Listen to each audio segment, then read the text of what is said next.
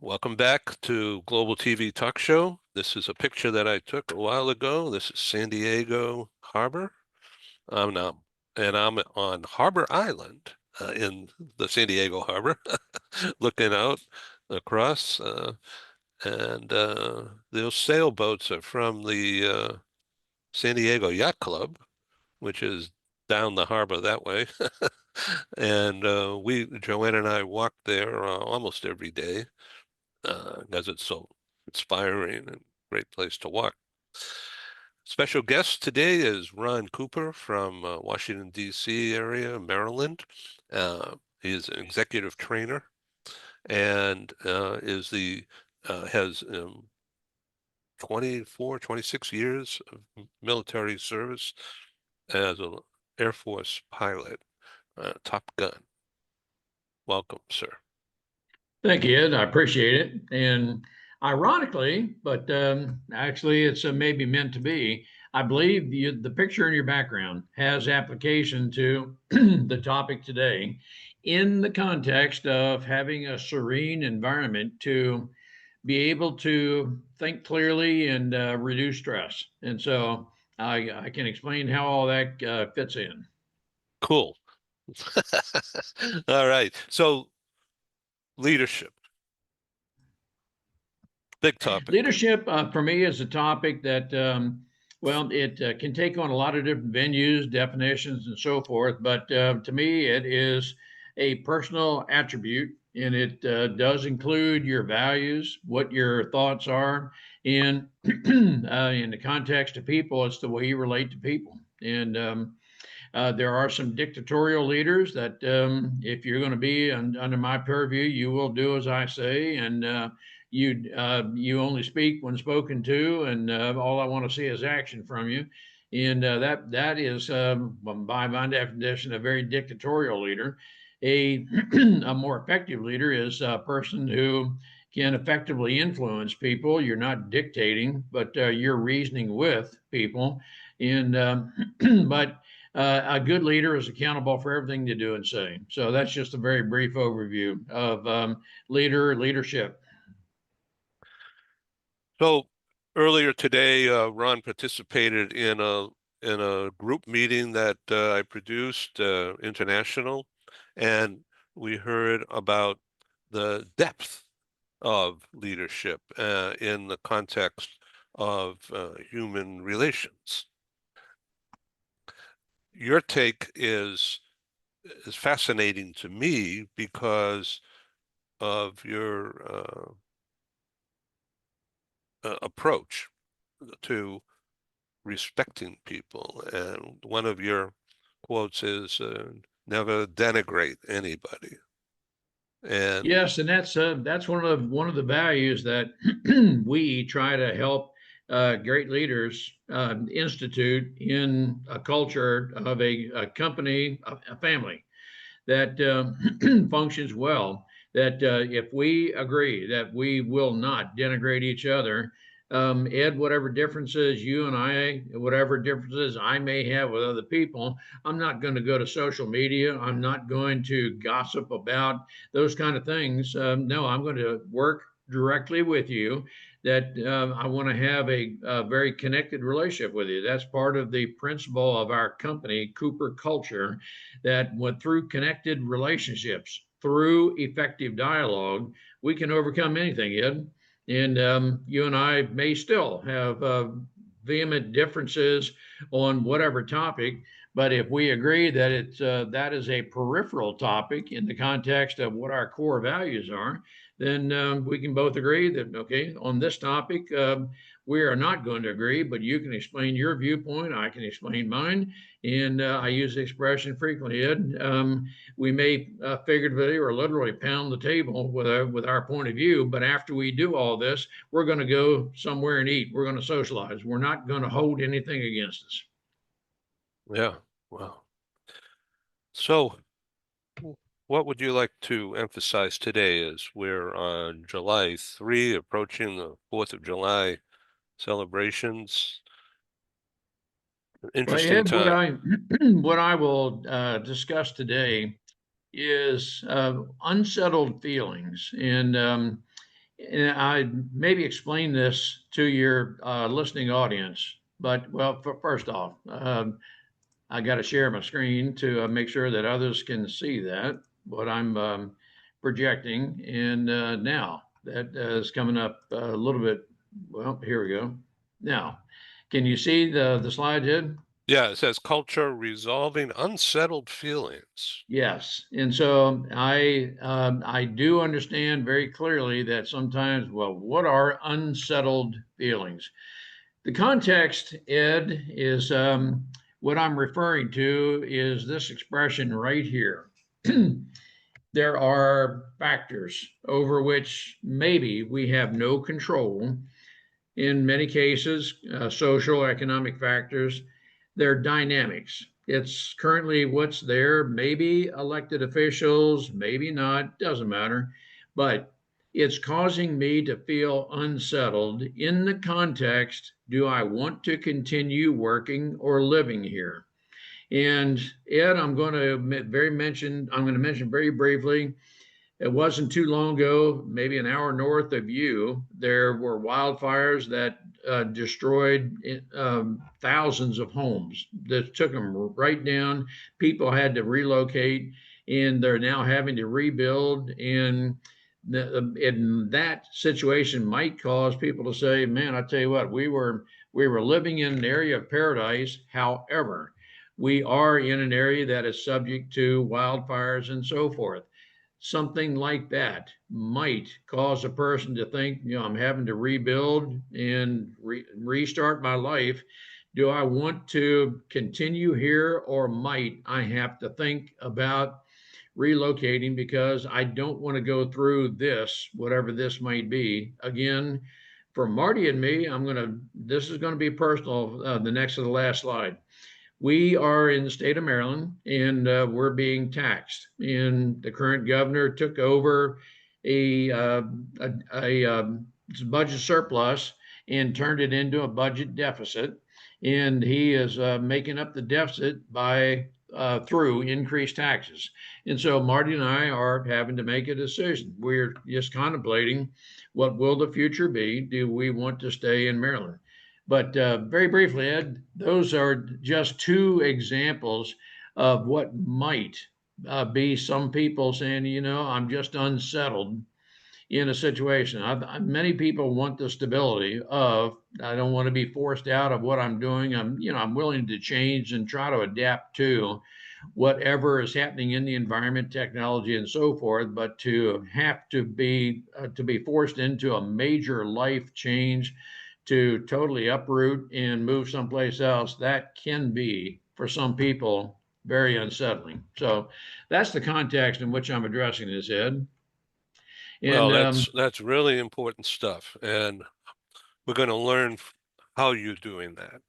What well, is and how you're doing it. and in many ways, I could agree with anybody. I think, well, this is, what I'm about to say is very elementary, but yet I think it is foundational. That if you just acknowledge and that, yep, I am feeling unsettled. A person several decades ago made a statement that at the time caused me to just think, well, I can't ascribe to what you're saying. But that person said, my feelings are never wrong. And I thought, I don't agree with that at all, because your feelings may not be aligned with fact.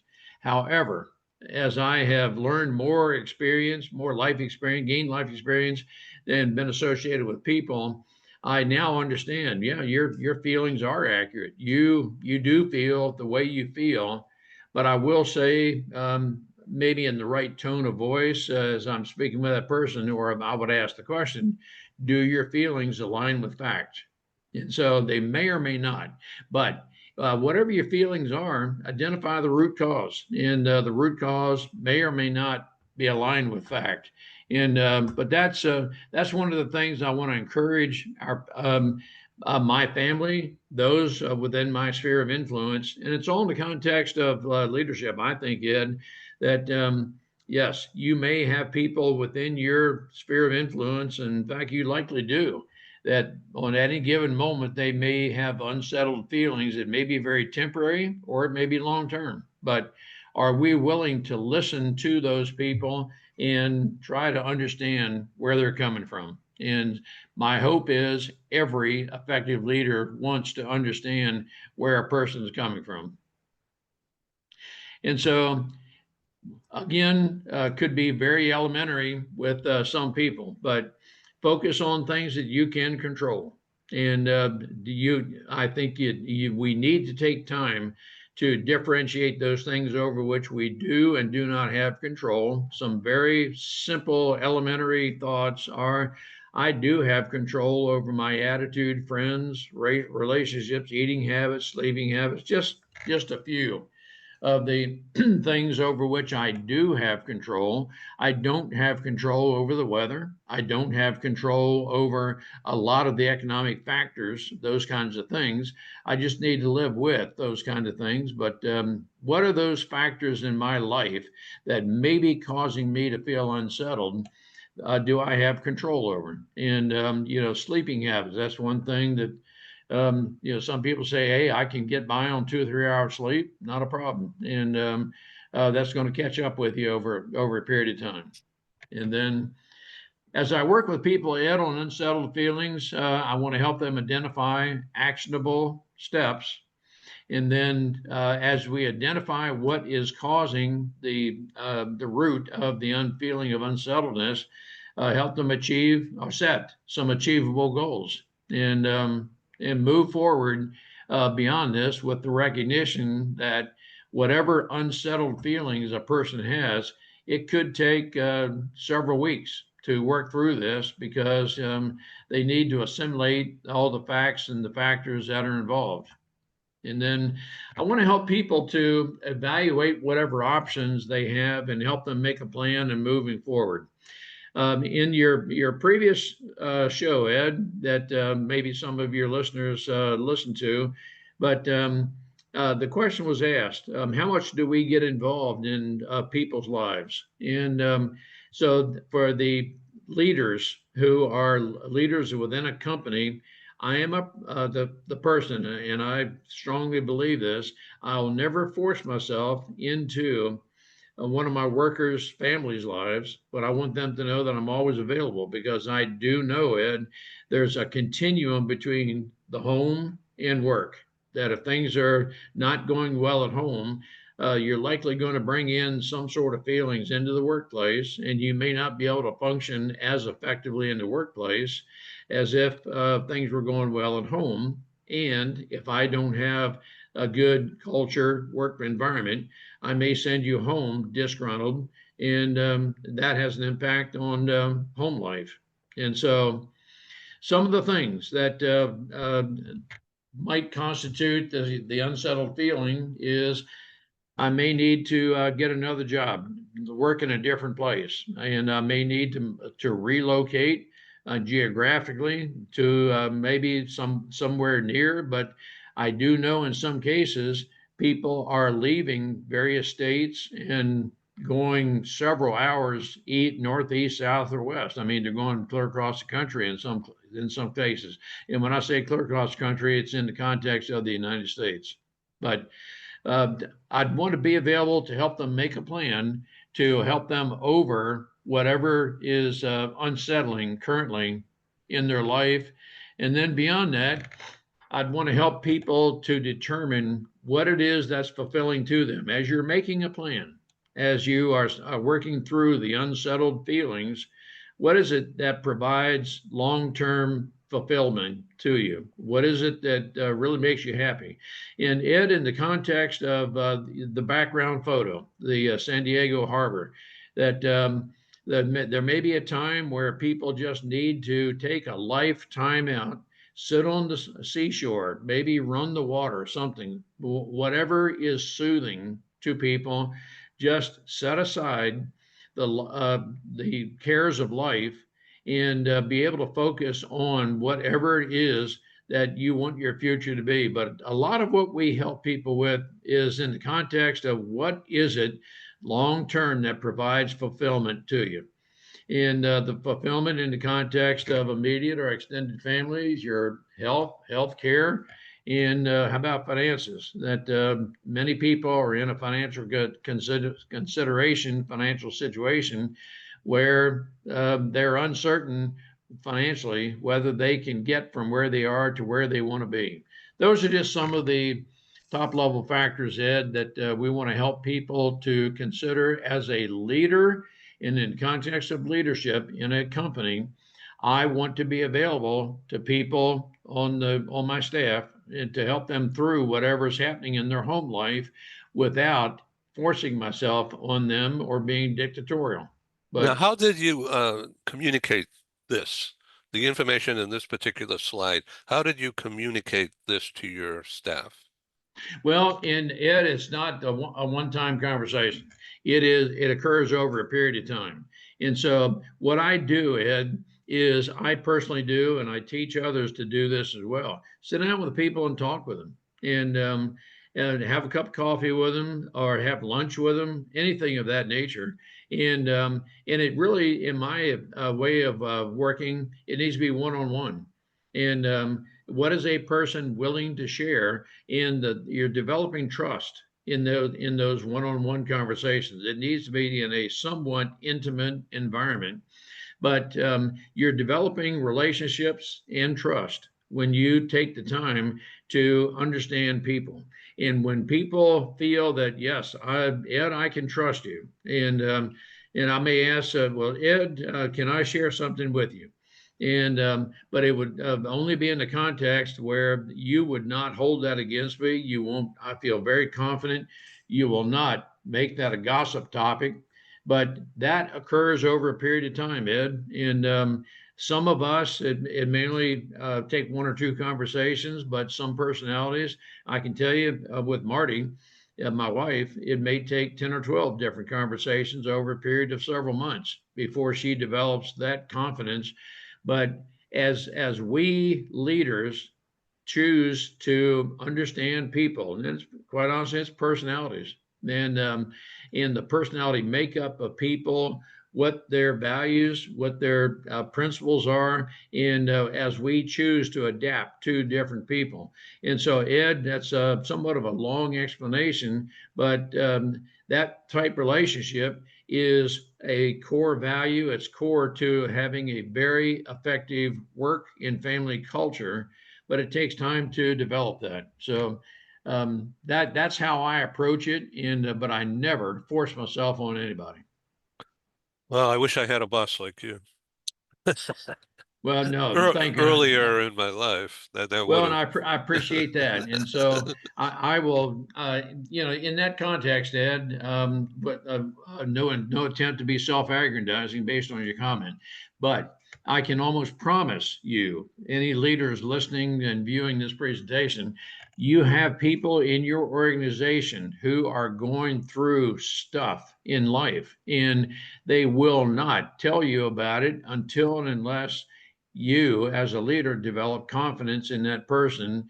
And now we've mentioned several times a psychologically safe space. Can I divulge to you, Ed, what is happening in my family life? I mean, I may have made a very stupid decision. And I will tell you that I am aware of a person maybe 2 weeks ago who said he made a very consequential decision that could alienate him permanently from his family. And but uh, these are the type things that could happen. And so in a workplace, and so can we as leaders develop the confidence in and trust that no matter what happened, even though by your definition, your statement, it's a stupid decision, I don't hold it against you. Let's work through it, because if your genuine attitude is, I've got to get over what I just did or whatever's happening in my life because I'm very unsettled. And if I am unsettled, I'm not going to be able to perform at my best in your workplace, Ed. That's very succinctly what it's all about. But then, okay, so now once we have a plan And you've formulated this, and that plan may come about again using the background of your photo. If we are in a position or a place where, hey, all I can hear is the rustling of the wind, I can hear water flowing, but I mean it's an environment where I feel I can reduce stress, and I have the ability to think into. I'm going to put a plan together, at least formulate some thoughts. Now, what I want to do is compare my thoughts, my plan with someone who can, one person or more who can help me evaluate my thoughts, because I know there may be things I have not considered. And if my plan might fail or fall short of my goals, is there someone within my sphere of influence who can help me discern what that is, because I may not have thought everything through. That may be someone in the family, could be a trusted friend like you and I have, Ed, that I feel like I can be very upfront with you and be very candid. Could be a business associate, but through all of that, one of the things I emphasize is you got to prioritize your self care, and that is if you're losing sleep over whatever the situation is you are in right now, if your health is deteriorating, if your mental health is one where you just seem to be continuously thinking negative, I want to encourage you to do whatever you need to do to get the help you need to help you overcome whatever the situation is you're currently enduring. And then, as the facts and factors of your plan, the facts and factors you considered to making whatever decision you did, and putting a plan together, as the facts or factors change, be willing to change your decision. That can happen. And so it's very possible, based on this conversation with trusted friends, families, business associates. It's very possible, Ed, you would ask me, well, did you consider this, Ron? And I would say, oh, wow. No, Ed, thank you. I never considered that. And so that whatever consideration you and I discussed might be grounds for me to make some major changes to whatever decision I had formulated up to this point. But again, Ed, I know that people are going through various feelings of unsettledness right now because of the economy, tariffs, and I'm not trying to make any part of what I'm just saying political, but the fact is there are external circumstances that are causing people to having to consider what their long-term future is. And so, what are some takeaways from what I'm saying here, Ed? And I think one of the biggest takeaways is do not make a consequential decision if you're stressed out. That you will almost certainly be vulnerable to making a decision that won't necessarily consider all the existing facts and factors. So make a decision when you feel that you are not stressed, and then consider all the available facts and factors. Again, very possibly any of the facts or factors may have changed from while you're in the whatever situation you're in. And then once you're settled and you feel that, no, I've considered all the facts and factors, I've done a what if analysis, and now I would encourage you to be at peace at whatever decision you've made, any changes of the decision you may have made, any change of facts, but be at peace that, yep, I've made an informed decision. And the effective leader, from my perspective, is accountable to whatever decision they've made, and be willing to explain everything that went into your decision process. Now, here's what I was referring to as something that's very personal. And Ed, what I'm showing right here is Marty's a description of where Marty and I are. We live on 103 acres in Maryland, And we had thought at the time we purchased this property, we purchased unimproved property. That is, there are no buildings on the property. I use the expression, we bought dirt and trees.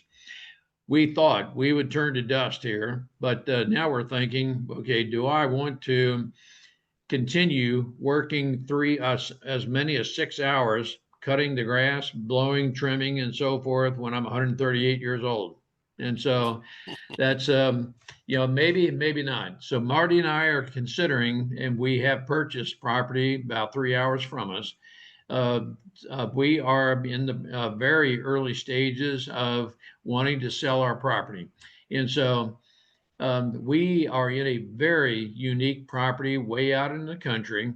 And we know there are just a few families who may be interested in even considering our property. But I've described here some of the attributes of our property. I think because we're so far in the country, equestrian enthusiasts, horse owners, hunter, it is a sanctuary area to where people a spiritual retreat could be an appeal.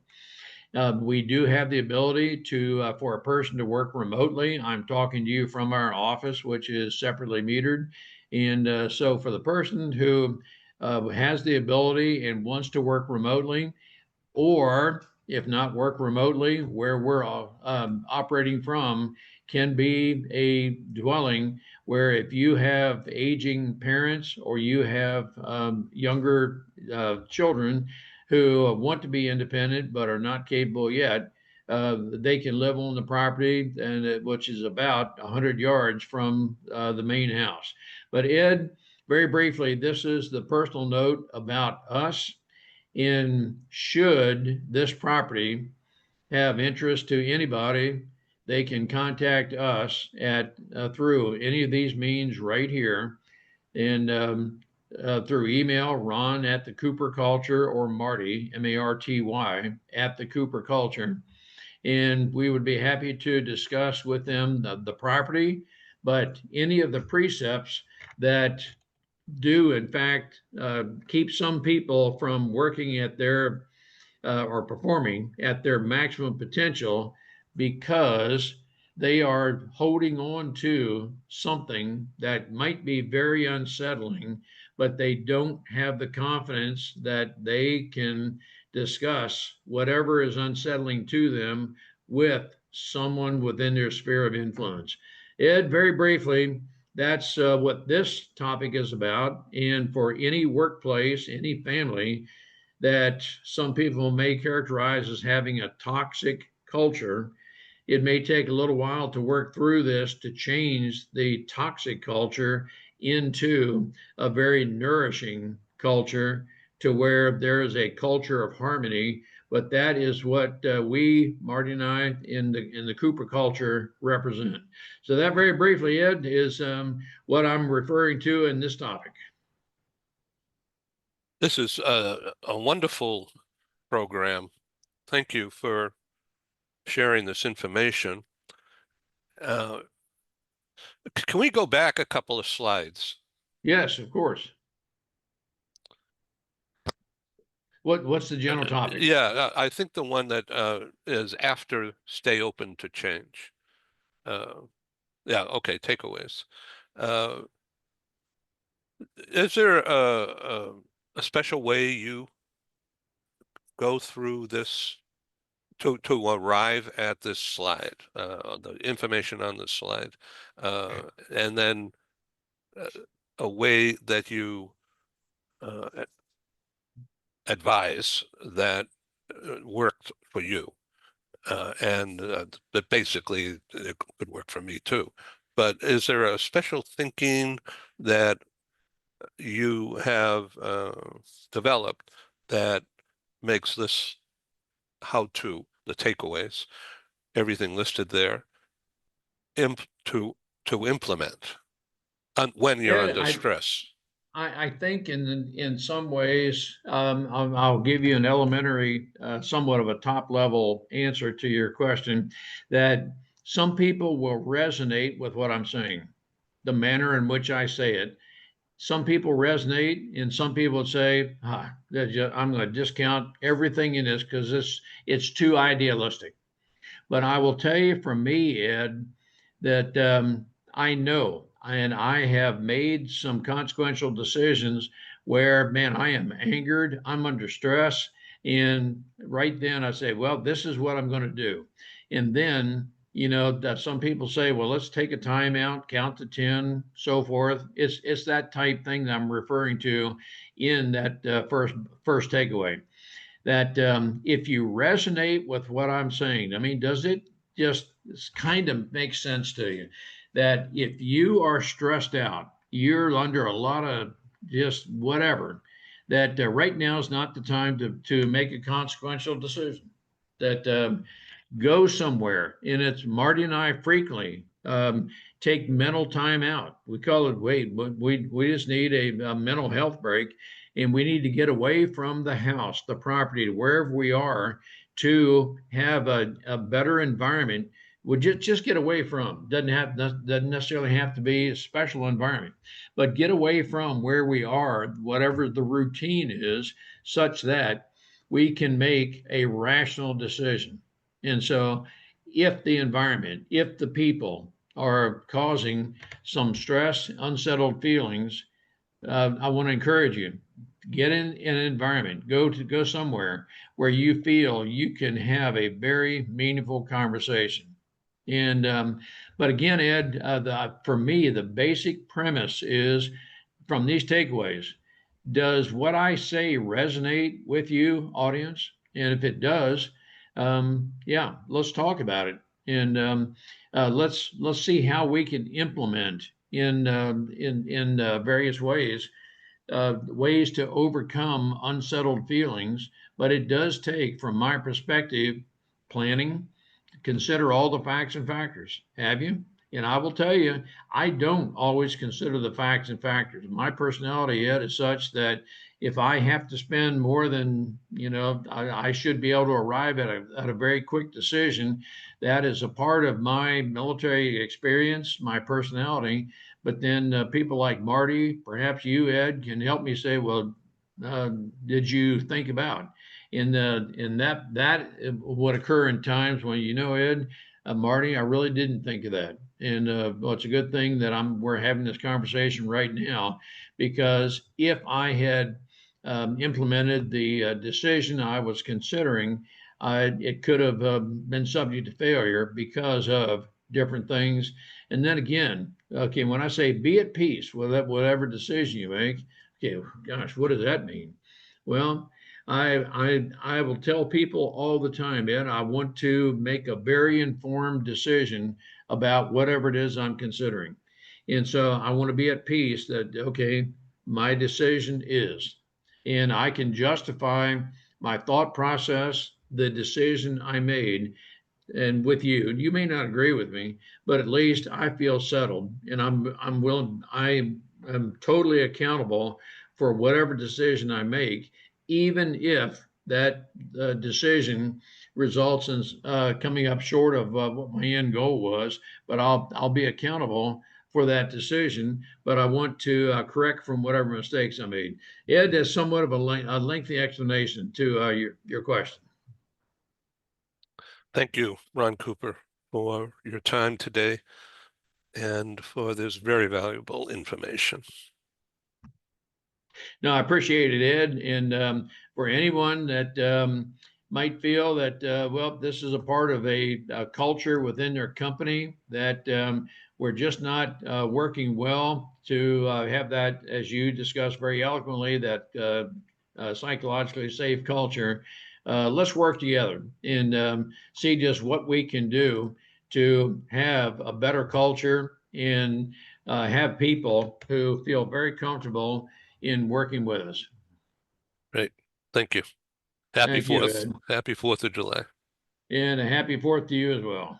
Thank you. See you again. Okay, see you then.